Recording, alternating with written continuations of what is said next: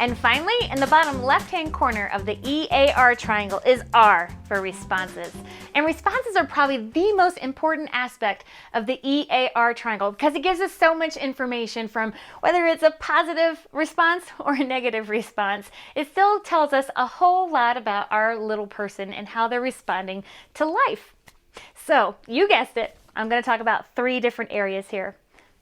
There are 3 things that I want to share with you about responses. The first one is responses are what tell us what's going on in the minds of our little ones. How they respond, whether it's positive or negative, gives us a peek into what's going on.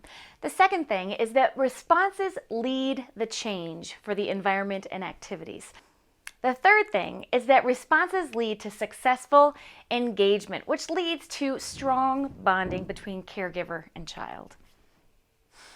The first thing I want to tell you about responses is that responses help us better understand how our child responds to the environment and the activities that are presented to them on a daily basis, whether it's their routines or whether it's the activities that are within the routines of their daily lives. It tells us whether the activity is too hard, given their developmental stage, or whether the time of day is wrong, given where their temperament is, where they're feeling, where all their feels are.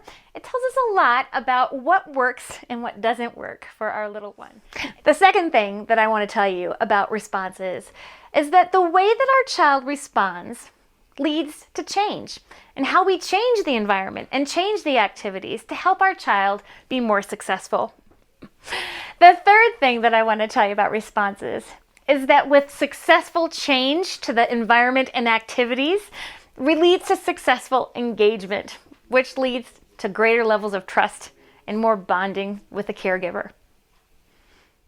So those are the 3 things that I want you to know about responses. That first, responses give us a peek into what's going on in the minds of our little ones and how they respond to what's going on in their environment and given the activities that they're engaging in on a day-to-day basis.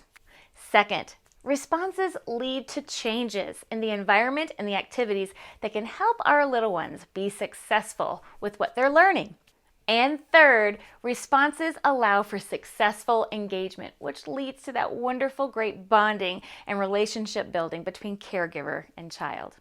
So my friend, that's the last point on our EAR triangle. We've got one more video to wrap it all up, so I'll see you in a second. I want to tell you about responses is that I'm talking too fast.